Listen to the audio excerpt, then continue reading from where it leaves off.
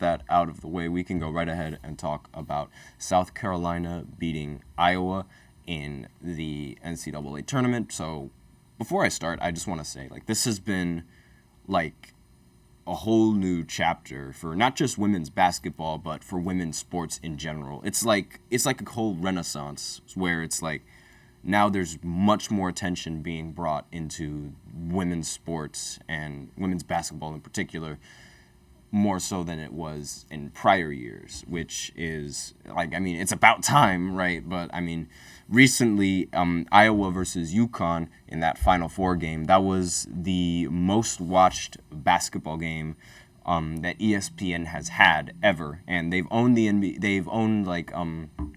they've had the ability to cover the NBA since 2002. And the fact that Iowa versus UConn was the most viewed basketball game on their channel, like on their platform, is very, like, it's astonishing because it was able to it was breaking records. Like, it was getting more views than NBA Finals games as of recently, and it was getting more views than college football games. It was getting more views than baseball games. It was breaking all sorts of records, and we've never seen something like this before.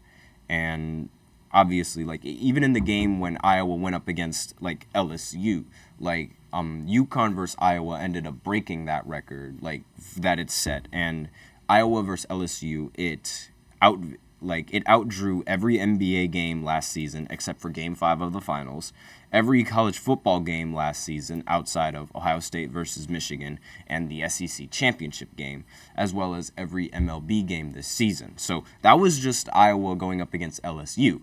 And the fact that Iowa going up against UConn was able to break those records again, it just shows how much attention is being brought to women's sports. And this might have, like, again, a majority of this might literally be just because of Caitlin Clark. As Dawn Staley, the head coach for South Carolina, she gave praise to Caitlin Clark after they won, saying, I want to personally thank Caitlin Clark for lifting up our sport. She carried a heavy load for our sport. So, Caitlin, if you're out there, you're one of the GOATs of our game, and we appreciate you, end quote. So, obviously, like, that's just giving respect where respect is due. And without her, women's basketball and women's sports probably wouldn't be where it's at right now. And it's only going to get better as time goes on, and as the mindset that women's sports aren't as good or aren't as competent as the men's sports. It's sort of dying down right now, which is always a good sign.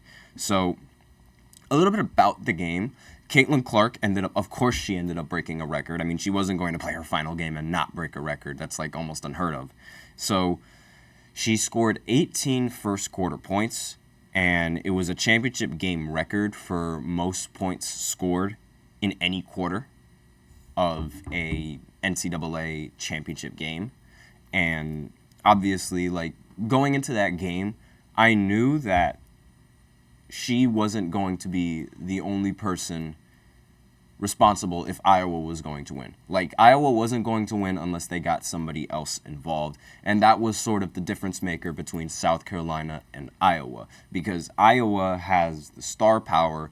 Meanwhile, South Carolina has the better overall team, which I thought was going to affect Caitlin a little bit earlier when they went up against UConn, but she ended up beating them no problem. And it didn't hit her as soon as I thought it would. But that seems to be Caitlin's struggle, where it's like she can make it all the way, but in the end, the gap between her teammates and the other players' teammates was just much greater than the gap between her and the rest of the other players on the other team. It's like LeBron when he had to go up against the Warriors 4 straight times in the finals, where it's like he was good enough to get the team there, but against the team that just was better overall, he had no shot. And that's part of the reason why a lot of people tune in to Caitlin Clark, because she's that much better than everyone else. But it's obviously it hurts her in the long run being so much better than everyone else, because the rest of her team can't pick up the slack. Like, Camila Cardoso, who is like the center for South Carolina, was a very, very big problem for Iowa in this game. And she's 4 to 5 inches taller than most of her matchups, and it was because she's that much taller, she was unstoppable in the boards. It's like it was very difficult to box her out, and it was very difficult to do anything to stop her because being 5-6 inches taller than the next guy is just, or the next female, is just like it's too much to ask, especially like when you have to guard her for 48 minutes. And in 4 different quarters. It's like, it's not ideal, and it's not something that could be, that the team could take long term. And the bench point differential was really like the biggest difference maker in this game for Iowa. And Iowa's bench scored 0 points, while South Carolina's bench was able to score 37. And like, a lot of people think like it's an excuse, like, oh, Caitlin Clark was on her own. But in reality, she really was on her own in this game, where it's like, I understand she has teammates, and like those teammates, like they're very important for the success that the team had as a whole. But in the end, when it's down to the wire, it was down to like which team could generate more offense when they needed to. With 4 minutes left in the game, Iowa couldn't score. Meanwhile, South Carolina was able to score, and they were down by 5. Iowa was down with 5 with 4 minutes, with like 5 or so minutes left in the game, and they ended up not scoring a point since then, literally because they were able to stop Caitlin. And once you stopped Caitlin, it was basically game over for Iowa. And like it was a tough way to go out, especially like if you're Caitlin. I mean, she played 40 minutes, ended the game with 30 points, 8 rebounds, and 5 assists. She took 28 shots, however, which, I mean, like, she was the only one that was taking any shots, and she seems to be the only one that's really allowed to take shots. But, like, usually, like, if you look at the rest of the box scores for this team, they had only 2 other players come off of the bench, Iowa side, by the way, and neither of those players ended up scoring a point, despite, like, I mean, they only played, like, a combined 18 minutes. But when you look at South Carolina's side, they had an entire substitution in ready for everyone else, and they all played a considerable amount of minutes. It wasn't like just the same 5 players in the game for South Carolina. They had a much better overall team, where they ended up getting Tessa Johnson, who ended up scoring 19 points coming off of the bench, as well as several other players who were providing production from off the bench. So South Carolina, they ended up having the better team. Meanwhile, Iowa had the better star power. And in the end of the day, it's going to be the team that ends up like just being the better team than the team that has the star power, at least for women's basketball, because of how it's set up now, where it's like you're either going to have that outstanding player on your team or you don't. And you have to sort of pick your poison when going up against that.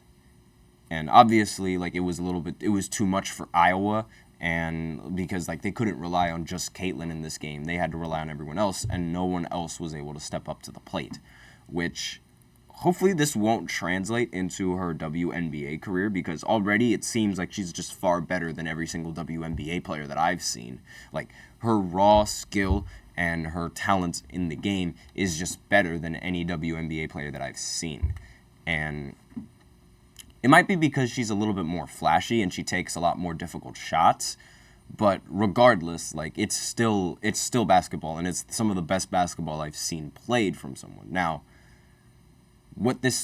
on South Carolina's side, they finally they complete their undefeated season. I said previously that this team was going to end up being more motivated than most of the other teams to win it out, because they ended up losing early last year when they also went undefeated.